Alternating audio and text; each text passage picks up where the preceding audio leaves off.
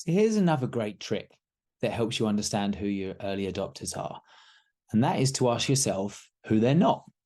Because for some reason, we find it easier to define who we can't serve or who our early adopter isn't than we find it easy to say who they are. And this is something I realized in practice when I worked at Topology Eyewear. Just quickly for context, Topology made custom fit eyeglasses, one at a time based on a scan of your face from an iPhone. So instead of going to a store, a customer would download an app, take a quick selfie from their iPhone like this, style the glasses on their face, and then order them from our place in San Francisco. So it's a very different process. It's exactly what Geoffrey Moore would have called a discontinuous innovation, in as much as it required people to change their behavior in order to buy and adopt the product. And so while we were trying to figure out who our early adopters was, I had a really interesting, good-spirited, table-slapping debate with our then Chief Technology Officer, Alexis Gallagher. And in the middle of the argument, Alexis said, listen, in order for someone to buy our glasses now, three things have to be true.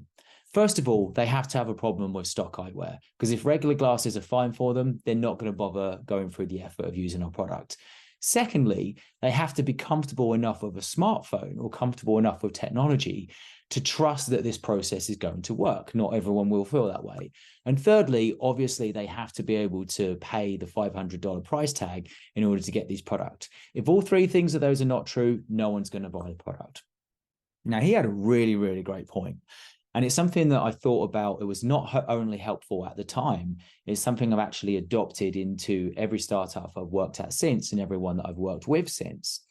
And I've boiled this down into a little model of 3 M's, which is to say early adopters need to have the money, they need to have the motivation, and they need to have the mindset. All three things need to be true. What do those mean? Well, money means that they can literally afford your product. If you've got a premium product or a very advanced product, not everyone can, and that's fine. Secondly, they need to have the motivation. They need to have some force that's compelling them to try something new and overcome any risk or any hassle involved in giving you a shot with a brand new product.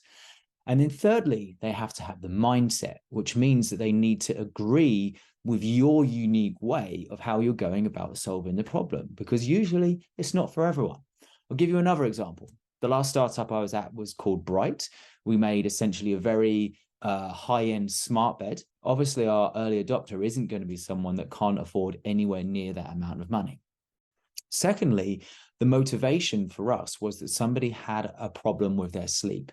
We found, and we saw this in all of our early customers, that most people that bought the product had a self-identified problem with their sleep that they were wanting to solve.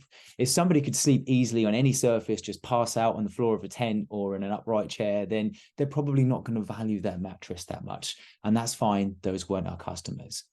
And then from a mindset point of view, they had to be able to willing to accept technology as part of the solution. Because a lot of the wellness audience that really do believe and value is sleep, they tend to, some of them sometimes only value a very natural, very holistic solution. Many people think that technology has no place in the bedroom at all, and they prefer to even leave their smartphone outside of the room. And that's fine, but obviously that person isn't going to buy an expensive smart bed. They're just not their customer. And so by looking at the audience through this lens of money, motivation, and mindset, it helps you eliminate people that are not your audience, which by default helps you zoom in on people who are. So there's various other techniques to take this forward. If you want to know more, have a look at the article in the link below. And I hope it helps. As always, let me know what you think and let me know if you have any questions. Cheers.